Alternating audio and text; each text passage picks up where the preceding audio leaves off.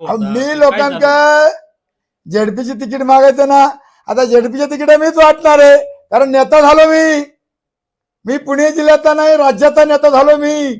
ज्या झेडपीच्या तिकीटासाठी मी भीक मागायचं त्या तिकीट माझ्या हातून माझं सैन्य मी वाटणार आहे. एवढं मोठं लोकप्रियता मी या निवडणुकीमध्ये मिळवले.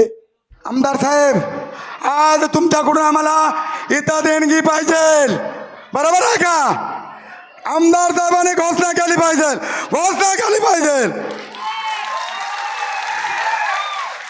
घोषणा करावाच लागेल.